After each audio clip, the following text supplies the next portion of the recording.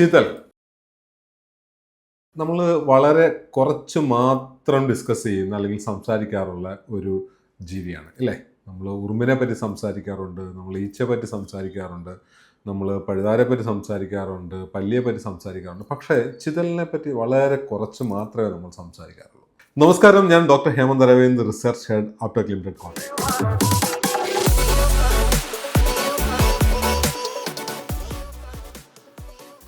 എന്താണ് ചിതൽ? ചിതലിനെ white and എന്നറിയപ്പെടുന്ന ഒരു ജീവിയാണ് അല്ലേ, അല്ലെങ്കിൽ വെളുത്ത ഉറുമ്പുകൾ. പക്ഷേ യാഥാർത്ഥ്യം എന്ന് വെച്ച് കഴിഞ്ഞാൽ ഇവയ്ക്ക് ഉറുമ്പുകളുമായിട്ട് യാതൊരു തരത്തിലുള്ള ബന്ധവും ഇല്ല. ഇവയ്ക്ക് ബന്ധമുള്ളത് നമ്മുടെ കോക്രോച്ചുകളുമായിട്ട് അല്ലെങ്കിൽ പാറ്റകളുമായിട്ടാണ് ഇവയ്ക്ക് കുറച്ചെങ്കിലും ബന്ധമുള്ളത്. ഇത് ബ്ലാറ്റാഡ എന്ന് പറയുന്ന ഒരു ഓർഡറിൽ പെടുന്ന ഒരു ജീവിവർഗമാണ്. കോക്രോച്ചും ആ ഒരു ഓർഡറിൽ തന്നെ പെടുന്ന ഒരു ജീവിയാണ്.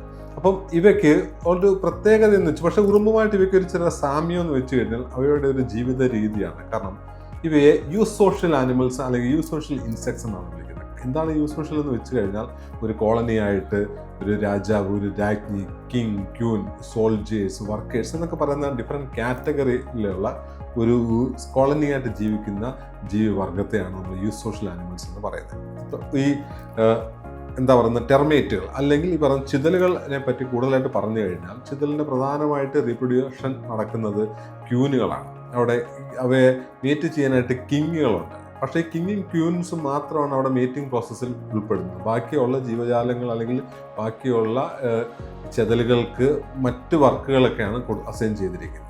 അപ്പോൾ ഏകദേശം 15 മുതൽ 20 വർഷം വരെ ചിതലിൻ്റെ റാണികൾ, അല്ലെങ്കിൽ അങ്ങനെയാണല്ലോ നമ്മൾ പറയുന്നത്. ഇപ്പം തേനീച്ചയ്ക്കൊക്കെ ആണെങ്കിൽ റാണി കൊല്ലം, അല്ലെങ്കിൽ ഉറുമ്പിനൊക്കെ ആണെങ്കിൽ റാണി എന്നാണ്. അപ്പോൾ അതേപോലെ തന്നെ ഈ ചിതലിൻ്റെ റാണികൾ 15 മുതൽ 20 വർഷം വരെ ജീവിച്ചിരിക്കുന്നവയാണ്.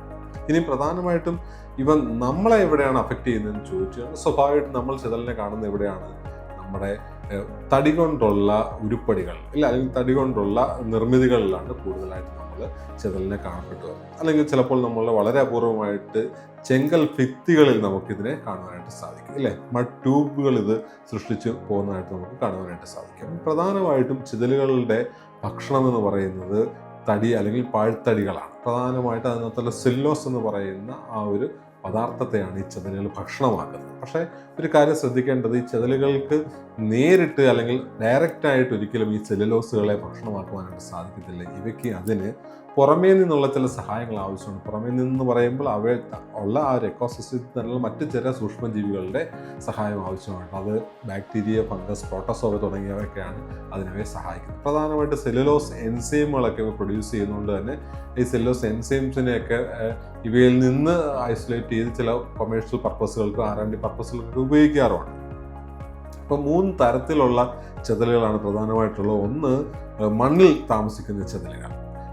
ഇവ വളരെ കോമൺ ആയിട്ട് നമ്മുടെ വീടുകളിൻ്റെ പരിസരങ്ങളൊക്കെ തന്നെ കാണുവാനായിട്ട് സാധിക്കും. മണ്ണിൽ താമസിച്ചുകൊണ്ട് മൺകൂനുകളൊക്കെ ഉണ്ടാക്കുന്ന, ചിതൽ പുറ്റുകളൊക്കെ ഉണ്ടാക്കുന്ന, നമുക്ക് വളരെ രസകരമായിട്ടും കൗതുകരമായിട്ടുള്ള കാര്യമാണ്. നമ്മളെപ്പോഴും പല സിനിമകളിലൊക്കെ നമ്മൾ കാണുന്നതാണ് ചിതലിൻ്റെ ആ പുറ്റിൽ പാമ്പുകൾ അധിവസിക്കുന്നതായിട്ട്. എന്താണ് ഈ ചിതൽ പുറ്റുകളും പാമ്പുകളും തമ്മിലുള്ള? കാരണം ഇപ്പോൾ നമ്മൾ യാതൊരു ബന്ധവുമില്ല. പക്ഷേ എന്തുകൊണ്ടാണ് പാമ്പുകൾ ചിതൽപുറ്റുകൾ സ്വീകരിക്കുന്നതെന്ന് ചോദിച്ചു കഴിഞ്ഞാൽ, ചിതൽപുറ്റുകൾ സ്വാഭാവികമായിട്ടും ഒരു കണ്ടീഷൻഡ് ഒരു എൻവയോൺമെൻ്റ് ആണ് ചെയ്തത്. കാരണം അകത്തേക്ക് ചൂടും തണുപ്പും അമിതമായിട്ട് കടക്കുകയോ കൂടുകയോ ഒന്നും ചെയ്യത്തില്ല. അതുകൊണ്ട് തന്നെ പൊതുവേ കോൾഡ് ബ്ലഡഡ് ആയിട്ടുള്ള പാമ്പുകൾ അല്ലെങ്കിൽ ശ്വേത വാഹകരായിട്ടുള്ള പാമ്പുകൾക്ക് ചൂട് വളരെ കൂടുതലായിട്ട് സഹിക്കാൻ സാധിക്കാത്തതുകൊണ്ട് വളരെ ഹ്യൂമിഡായിട്ടുള്ള ചിതലിൻ്റെ പുറ്റുകളിൽ അഭയം തേടുന്നത് മാത്രമാണ് ചിതലുകളും പാമ്പുകളും തമ്മിലുള്ള ബന്ധം. അല്ലാതെ മറ്റേ അങ്ങോട്ടും ഇങ്ങോട്ടും യാതൊരു തരത്തിലുള്ള ബെനിഫിറ്റ്സുകളും പരസ്പരം കൊടുക്കുന്നുമില്ല. അപ്പോൾ അങ്ങനെ മണ്ണിൽ താമസിക്കുന്നതുകൊണ്ട് പിന്നീടുള്ളത് ഉണങ്ങിയ തടികൾക്കകത്ത് താമസിക്കുന്ന ചിതലുകളാണ്.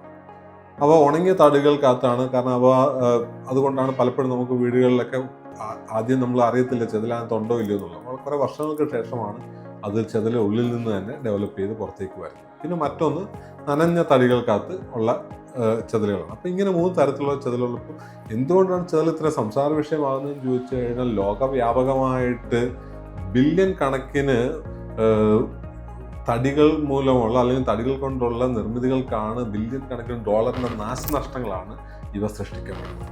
അപ്പോൾ അതുകൊണ്ട് തന്നെ ഇതുവരെ നിയന്ത്രിക്കേണ്ടതിൻ്റെ ആയിട്ടുള്ള ആവശ്യകതയുണ്ട്.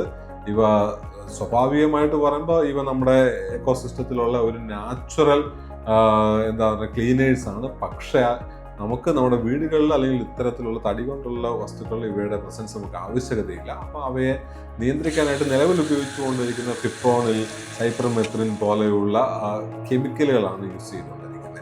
പക്ഷേ ഈ കെമിക്കൽ ഒരുപാട് ശാരീരികമായിട്ടുള്ള പ്രശ്നങ്ങൾ മനുഷ്യന് സൃഷ്ടിക്കും, എക്കോസിസ്റ്റം സൃഷ്ടിക്കും, അല്ലെങ്കിൽ പെറ്റുകൾക്ക് സൃഷ്ടിക്കും. അപ്പോൾ അതുകൊണ്ട് തന്നെ ഇങ്ങനെയുള്ള കെമിക്കൽ ഉപയോഗിക്കുന്നതിനെക്കാട്ടിലും വളരെ ബെനിഫിറ്റ് ആയിട്ടുള്ളത് നാച്ചുറലായിട്ടുള്ള നീം പോലെയുള്ള വസ്തുക്കൾ. കാരണം നീമിനകത്തുള്ള അസാഡേറ്റിനൊക്കെ വളരെ എഫക്റ്റീവായിട്ട് നമുക്ക് ഈ ടെർമൈറ്റ്സിന് എഗനിസ്റ്റായിട്ട് കൊടുക്കാനാണ്. അപ്പോൾ അതുപോലെ തന്നെ ചില എസൻഷ്യൽ ഓയിൽസിന് നമുക്ക് കൊടുക്കാനായിട്ട് സെഡാവറോഡ് ഓയിൽ, സിനമൺ ഓയിൽ തുടങ്ങിയ ചില ഓയിലുകളൊക്കെ നമുക്ക് വളരെ എഫക്റ്റീവായിട്ട് ഇങ്ങനെയുള്ള ചെതലുകൾക്ക് എഗനിസ്റ്റായിട്ട് നമുക്ക് കൊടുക്കുവാനായിട്ട് സാധിക്കും. അപ്പം ഇങ്ങനെ ഇവ ചേർത്തിട്ടുള്ള പല പ്രോഡക്റ്റുകൾ ഇന്ന് മാർക്കറ്റിൽ ലഭ്യമാണ്. അവയിൽ വളരെ പ്രധാനപ്പെട്ട ഒരു പ്രോഡക്റ്റ് നമ്മളിന്ന് പരിചയപ്പെടുവാനായിട്ട് പോവുകയാണ്. ആ പ്രോഡക്റ്റാണ് ആപ്ടെക് നൽകുന്ന ആപ്ടെക് ഹെർബൽ ടെർമൈറ്റ് റിപ്പല്ലൻ്റ് എന്ന് പറയുന്ന പ്രോഡക്റ്റ്. ഈ പ്രോഡക്റ്റ് ഇത്തരത്തിലുള്ള വളരെ എഫക്റ്റീവായിട്ടുള്ള വ്യത്യസ്ത തരത്തിലുള്ള എസൻഷ്യൽ ഓയിലുകളുടെ ഒരു ബ്ലെൻഡാണ്.